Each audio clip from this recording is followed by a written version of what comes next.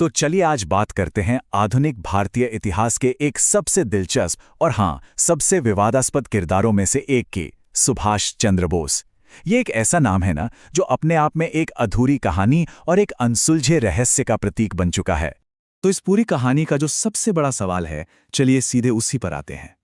आखिर 18 अगस्त 1945 को हुआ क्या था?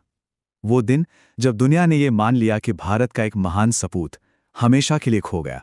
देखिए, जो ऑफिशियल कहानी है वो तो ये कहती है कि जापानी कब्जे वाले ताइवान में एक प्लेन क्रैश में उनकी मौत हो गई। पर क्या ये कहानी पूरी है या फिर ये एक बहुत बड़ी पहेली का बस एक छोटा सा टुकड़ा है? एक ऐसी पहेली जिसे आज तक कोई सुलझा ही नहीं पाया। अच्छा, इस रहस्य को समझने के लिए ना हमें पहले उस इंसान को समझना होगा जिसके इर्द गिर्द ये रहस्य बुना गया है।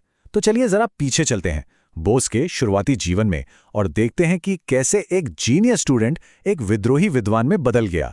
उनकी जिंदगी की कहानी ना किसी तेज रफ्तार फिल्म से कम नहीं थी। जरा सोचिए, 1897 में कटक में जन्म होता है और सिर्फ 19 साल की उम्र में 1916 में राष्ट्रवादी एक्टिविटीज के लिए उन्हें प्रेसिडेंसी कॉलेज से निकाल दिया जाता है। पर वो रुके नहीं। 1919 में कैम्ब्रिज यूनिवर्सिटी में कमाल का प्रदर्शन किया और 1920 में भारतीय सिविल सेवा मतलब आईसीएस के एग्जाम में चौथी रैंक हासिल की। और फिर सबको हैरान करते हुए 1921 में उस टॉप की नौकरी से इस्तीफा दे दिया। अब सवाल यह है कि ये विद्रोही स्वभाव आया कहां से? तो इसकी जड़ें थी स्वामी विवेकानंद की आध्यात्मिक और राष्ट्रवादी शिक्षाओं में। विवेकानंद से उन्होंने सीखा कि असली सेवा तो देश और उसके लोगों की सेवा है, और बस इसी एक सोच ने उनकी जिंदगी की दिशा हमेशा के लिए बदल दी। और देखिए, यही वजह थी कि उन्होंने आईसीएस को लात मार दी। उनका साफ मानना था कि मैं ब्रिटिश राज के प्रति वफादार रहकर पूरे दिल और ईमानदारी से भारत की सेवा कर ही नहीं सकता। ये एक ऐसा फैसला था जिसने उस जमाने में वाकई सबको हिलाकर रख दिया था। चलिए अब बात करते हैं आज़ादी के लिए उनके चुने हुए बिल्कुल अलग रास्ते की। और यही वो सोच का फर्क था जिसने उनके पूरे पॉलिटिकल करियर को एक दिशा दी। महात्मा गांधी और सुभाष चंद्र बोस दोनों का लक्ष्य एक ही था, भारत की आज़ादी। पर रास्ते एकदम अलग थे। एक तरफ गांधी जी थे जिनका मानना था कि आज़ादी सिर्फ और सिर्फ अहिंसा से मिलेगी, तो दूसरी तरफ बोस थे जिनका सिद्धांत था कोई भी तरीका अपनाना पड़े अपनाएंगे, अगर आज़ादी के लिए ताकत का इस्तेमाल करना पड़े तो वो भी करेंगे। उनकी पॉपुलैरिटी का अंदाज़ा इसी बात से लगाया जा सकता है कि 1939 में उन्होंने गांधी जी के चुने हुए कैंडिडेट को हराकर कांग्रेस प्रेसिडेंट का चुनाव जीत लिया। ये उनकी बढ़ती ताकत और कांग्रेस के अंदर चल रहे मतभेदों का एक बहुत साफ इशारा था। लेकिन पार्टी के अंदर इतना विरोध हुआ कि उन्हें इस्तीफा देने पर मजबूर कर दिया गया। पर वो रुकने वालों में से कहाँ थे। उन्होंने कांग्रेस से अलग होकर अपनी खुद की पार्टी बना ली, ऑल इंडिया फॉरवर्ड ब्लॉक, ताकि आज़ादी के लिए जो उनका विजन था उसे वो आगे बढ़ा सकें।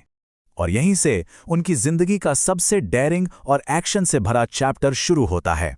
एक ऐसा चैप्टर जिसे आज हम द फॉरगॉटन आर्मी यानी भूली हुई सेना के नाम से जानते हैं। तो हुआ ये कि 1940 में अंग्रेजों ने उन्हें घर में नजरबंद कर दिया, लेकिन 17 जनवरी 1941 को वो भेष बदलकर वहां से निकल भागे। क्या शानदार एस्केप था।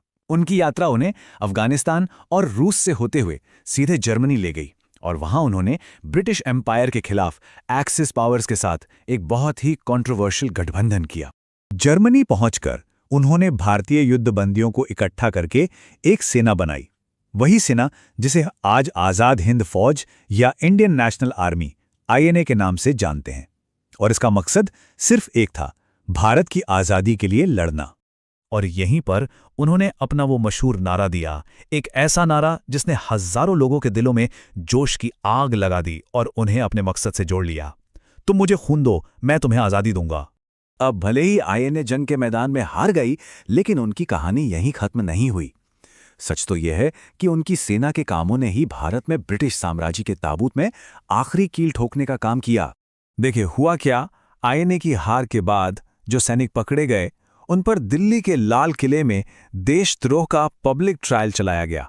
अंग्रेजों ने सोचा कि इससे लोगों में डर फैलेगा, लेकिन पासा पूरी तरह से पलट गया। इन ट्रायल्स की वजह से पूरे देश में गुस्सा भड़क उठा।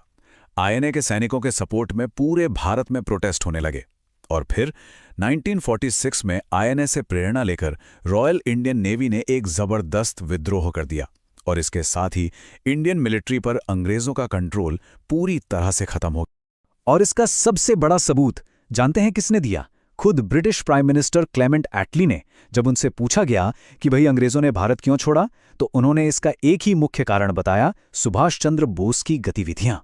तो ये सब हमें वापस हमारे पहले सवाल पर ले आता है। अगर बोस का असर इतना जबरदस्त था तो फिर उनकी कहानी का अंत इतना रहस्यमयी और विवादों से भरा क्यों है? जरा इसे देखिए। सरकार ने 3 ऑफिशियल कमीशन बनाए जांच के लिए और तीनों के नतीजे एक दूसरे से बिल्कुल अलग। 1955 का शाहनवाज कमीशन और 1970 का खोसला कमीशन, दोनों ने कहा कि उनकी मौत प्लेन क्रैश में हुई।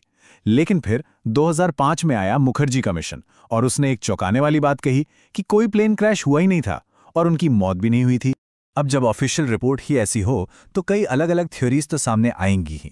कुछ लोग कहते हैं कि वो बचकर सोवियत यूनियन चले गए थे, कुछ का मानना है कि वो भारत वापस आ गए थे और यहीं गुमनामी की जिंदगी जी रहे थे, और एक जो सबसे मशहूर थ्योरी है गुमनामी बाबा की, कि वो 1980s के दशक तक अयोध्या में एक साधु के भेष में रहे। तो आखिर सुभाष चंद्र बोस कौन थे? एक नायक, एक विद्रोही, या फिर इतिहास के पन्नों में छिपा एक रहस्यमयी साया?